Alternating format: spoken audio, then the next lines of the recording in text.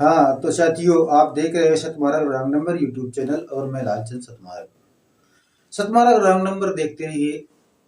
आज हमारे देश में शोषित, वंचित, पीड़ित की जो सहायता करने वाले हैं और उनके हर दुखों को निवारण करने वाले हैं, जिनकी कोई आवाज़ नहीं सुनता, उनकी आवाज़ को सुनने वाले माननीय हमारे एडवोकेट चंद्रशेखर आज़ाद जी, उनके कारवां, उनकी मेहनत को देखते हुए आज हमारा देश कुछ महसूस कर पा रहा है। यानी कि हमारे चंद्रशेखर भाई हमारे समाज के लिए, बहुजन समाज के लिए, शोषित पीड़ित लोगों के लिए कुछ कर रहे हैं। ये बात हमारा देश महसूस कर पा रहा है। तो उन्हीं इसी कड़ी को आगे बढ़ाते हुए हमारे जो जिला लेवल के कार्यकर्ता हैं और भी जो कार्यकर्ता हैं, छोटे छोटे कार्यकर्ता हैं, बड़े बड़े कार्यकर्ता हैं, जो भीम आर्मी, आज़ाद समाज पार्टी और भाई चंद्रशेखर आज़ाद जी को महसूस कर पा रहे हैं, तो ऐसे ही लोगों के द्वारा हमारे गांव में, देहातों में, शहरों में और गली गली पे जा करके, कूचे कूचे पे जा करके अपने आज़ाद समाज पार्टी भीम आर्मी के लिए प्रचार प्रसार को जोर से दूर से पकड़ रहे हैं और जाकर के लोगों को जगाने का काम कर रहे हैं और पदाधिकारियों का भी चयन कर रहे हैं।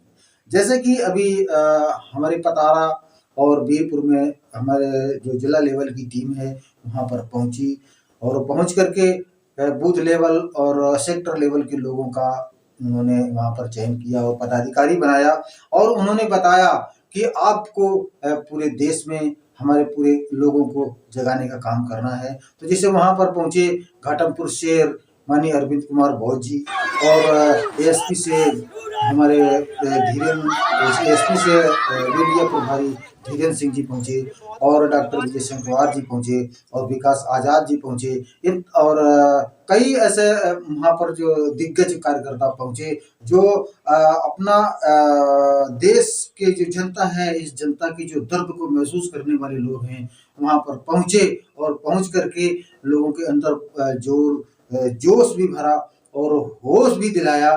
तो इस तरह से हमारे समाज में आज जो भीम आर्मी काम कर रही है, मैं उसके लिए बहुत बहुत धन्यवाद करता हूं।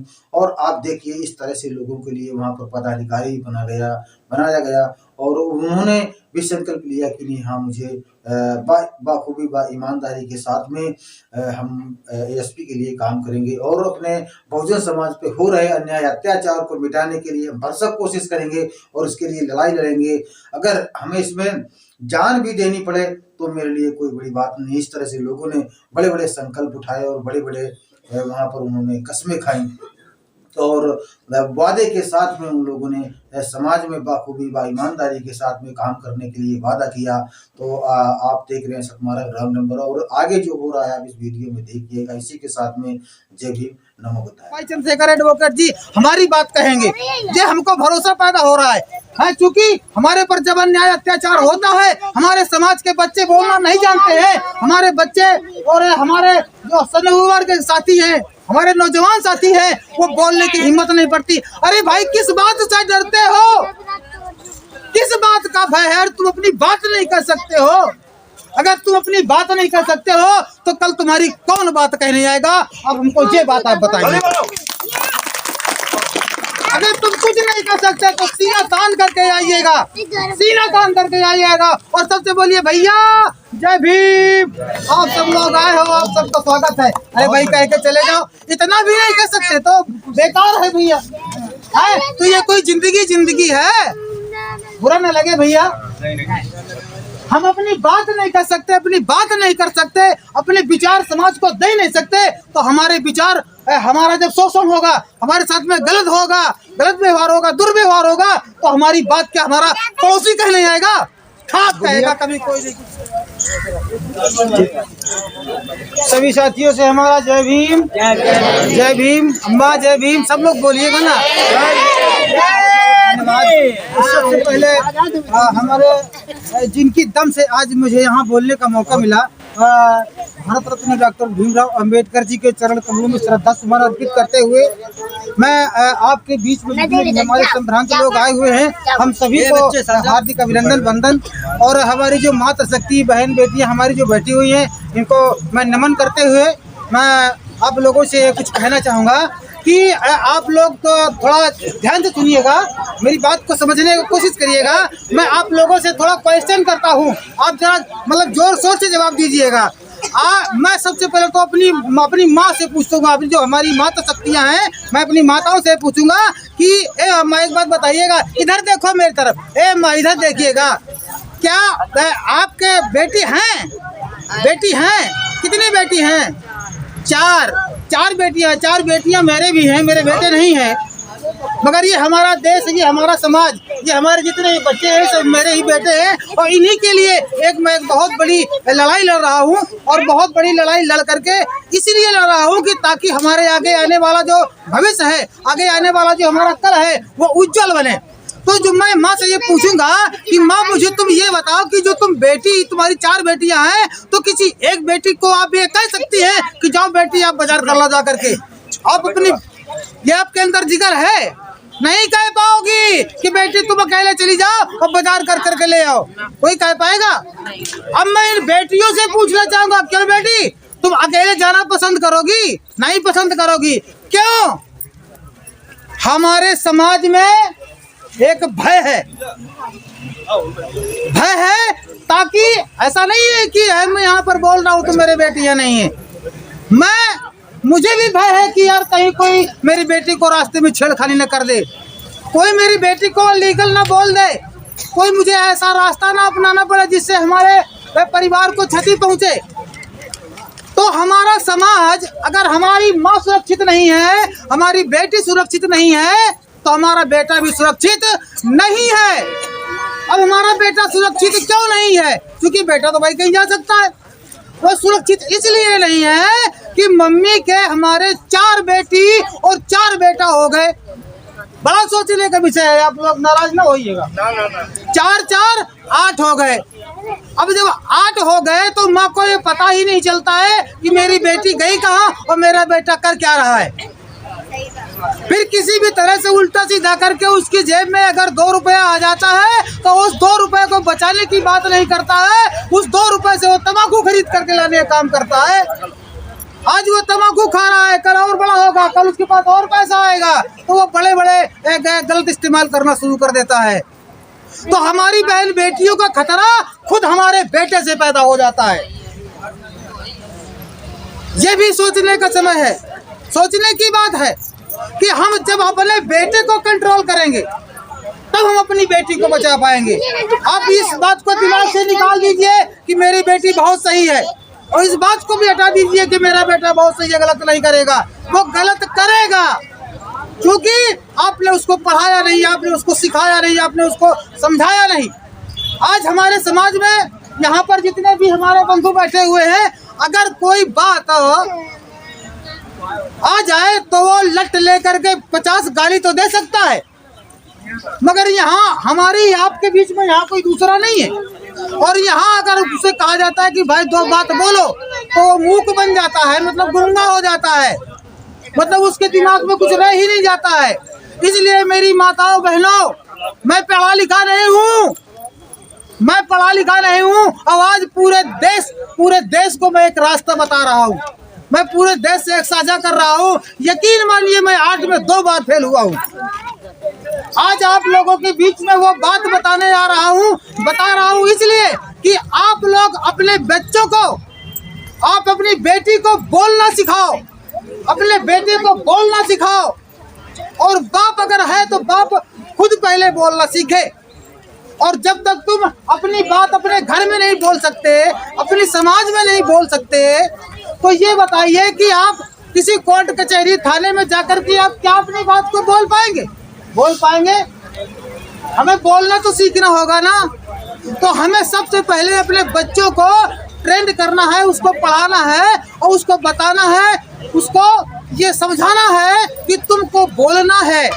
जब बोलेगा तभी तो जाकर के तुम्हारे अधिकार की लड़ाई लड़ेगा। तुम्हारी लड़ाई कौन लड़ेगा? पड़ोसी नहीं लड़ेगा, तुम्हारी लड़ाई तुमको स्वयं लड़नी होगी। हम भी एक इसी आप ही के समाज से आते हैं, तो हमारे यहाँ भी बहुत बड़ी विडम्बना हुई। मेरे दिमाग में ये आया कि मेरे 4 बेटियां हैं और मैं इन बेटों से अपनी बेटियों की मर्यादा कैसे बचा पाऊंगा। क्योंकि बेटियों के लिए घर से बाहर निकलने के लिए बहुत बड़ा खतरा है। तब मैंने क्या किया, आप लोग ध्यान से सुनिएगा और मेरे घर में चल करके आइएगा, देखिएगा। मैंने अपनी चारों लड़कियों को जूडो कराटे सिखाया, बहुत बढ़िया, ताकि कोई दरिंदा हमारी बेटियों के ऊपर नजर न उठा सके। मैं कुतुबुद्दीनपुर में रहता हूँ, मेरा नाम लालचंद सतमार्ग है, मैं सोशल मीडिया से काम करता हूँ। आप गांव में आकर के पता करिएगा, ऐसे अराजक तत्व हर समाज में हर जगह पनपते हैं और उनसे लड़ने के लिए स्वयं सक्षम होना पड़ेगा। जब तक बेटी अपने आप में स्वयं सक्षम नहीं होगी तब तक ना वो खुद बच पाएगी ना अपने माँ बाप की मर्यादा को बचा पाएगी। इसलिए मैं बेटियों से कहना चाहूंगा, आपको स्वयं अपनी ताकत बनानी होगी और स्वयं अपने आप में जगना होगा। आपको बोलना भी सीखना होगा, मारना भी सीखना होगा। हमारी 2 लड़कियां अगर हो जाए तो अपने कितना बड़ा बहादुर मानता हो, उसको गिरा करके पट्ट कर देगी। उनके पास लाइसेंस है मारपीट का, वो जरूर कराटे की है, उनके ऊपर केस नहीं लगेगा। इसलिए पढ़ो, शिक्षित हो और समझने की कोशिश करो और अपने बेटे को, अपनी बेटियों को बार बार मंच पर खड़ा करो और बार बार मंच पर बोलने की बात करो और उसको सिखाओ कि बोलो, कुछ भी बोलो, जैसा भी बोल पाओ वैसा भी बोलो, मगर बोलो। और जब तक बोलोगे नहीं, अपने इसी समाज से अपने बच्चों को पत्रकार बनाइएगा, अपने समाज से मीडिया बनाइएगा, ताकि वो इस बात को समझ सके तुम्हारी बात कोई कहने नहीं आएगा, तुम्हारी बात तुम्हें खुद कहना होगा। इसके लिए तुम्हें पढ़ना होगा और मीटिंगों को अटेंड करना होगा, क्योंकि सारी बातें सब गौर करके नहीं पिलाई जा सकती है। सभी बातों का मकसद एक ही है। और एक बात समझ लीजिए कि अब हमारा समाज सुरक्षित नहीं है, हमारी बहन बेटियां सुरक्षित नहीं है, हमारा देश भी सुरक्षित नहीं है। बेईमानी करके हमारे समाज को, जो हम जिसको अपना लीडर समझते हैं, जिसको हम आज अपना भाई मान करके चलते हैं, भाई चंद्रशेखर एडवोकेट जी हमारी बात कहेंगे, ये हमको भरोसा पैदा हो रहा है। क्योंकि हमारे पर जब अन्याय अत्याचार होता है, हमारे समाज के बच्चे बोलना नहीं जानते हैं, हमारे बच्चे और हमारे जो सनउवर के साथी हैं, हमारे नौजवान साथी हैं, वो बोलने की हिम्मत नहीं पड़ती। अरे भाई, किस बात से डरते हो, किस बात का भय है? तुम अपनी बात नहीं कर सकते हो। अगर तुम अपनी बात नहीं कर सकते हो तो कल तुम्हारी कौन बात कहने आएगा? अब हमको ये बात आप बताइए। अगर तुम कुछ नहीं कर सकते तो सीना तान करके आइएगा, सीना तान करके आइएगा और सबसे बोलिए भैया जय भीम। आप सब लोग आए हो, आप सबका स्वागत है। अरे भाई कह के चले जाओ, इतना भी नहीं कर सकते तो बेकार है भैया। तो ये कोई जिंदगी है? बुरा न लगे भैया, हम अपनी बात नहीं कर सकते, अपनी बात नहीं कर सकते, अपने विचार समाज को दे नहीं सकते, तो हमारे विचार, हमारा जब शोषण होगा, हमारे साथ में गलत होगा, गलत व्यवहार होगा, दुर्व्यवहार होगा, तो हमारी बात क्या हमारा पड़ोसी कहने आएगा? खाक कहेगा, कभी कोई नहीं कुछ कहेगा।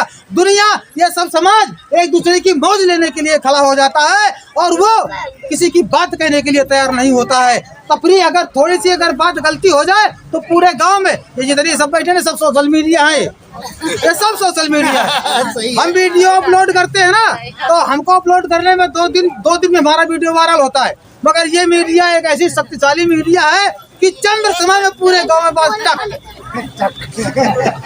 मतलब हाँ, मैं के ससुरे और जने कहा का जीजी फूफा जीजा सब हाल, मतलब अरे उरी आई सुई का, अरे तुम कुछ सुना हो, मतलब ये इनके अंदर वो बिल्कुल प्रधानता है। तो हम जो बोलते हैं, हमारी बात कहने का मतलब समझ पा रहे हो? अपनी बहन से कहो, अपने जीजा से कहो कि भांजे को अच्छे से पढ़ाए, उसको बोलने का मौका दे, उसको बोलने के लिए सिखाए। इसलिए जब तक तुम बोलना नहीं सीख पाओगे और बच्चे को, देखिए सोशल मीडिया एक ऐसा मीडिया होता है कि अगर आपके अंदर टैलेंट आ गया तो आप कुछ भी कर सकते हैं, इसका कोई लाइसेंस, कोई परमिट नहीं होता है। ये आपके ऊपर डिपेंड करता है कि आप कानून के दायरे पे रह करके, संविधान के अंदर रह करके आप अपनी बात यूट्यूब चैनल के माध्यम से पूरी देश दुनिया में कह सकते हो। इसलिए मैं तो ये चाहूंगा कि अपने बच्चों को पढ़ाओ, बोलना सिखाओ, चूंकि अब वो डॉक्टर भीमराव अंबेडकर अब नहीं आएंगे, ज्योतिबा फुले अब नहीं आएंगे, आपको बीच में आपके बेटे को आपको बाबा साहब डॉक्टर भीमराव अंबेडकर बनाना है। वो कैसे बनाना है कि जब तक तुम उसको मंचों पर नहीं जाने दोगे, उसको बोलने का मौका नहीं दोगे, उसको सिखाओगे नहीं, पढ़ाओगे नहीं, लिखाओगे नहीं, तो कैसे वो देश की लड़ाई लड़ेगा? और कैसे, अरे पहले अपनी लड़ाई लड़ ले, बाद में देश की लड़ाई लड़ेगा। इसलिए स्वयं अपनी लड़ाई लड़ने के लिए आपको बच्चे को बोलना सिखाना होगा। इसी वाणी के साथ में मैं विराम करता हूँ। जय भीम, नमो बुद्धाय।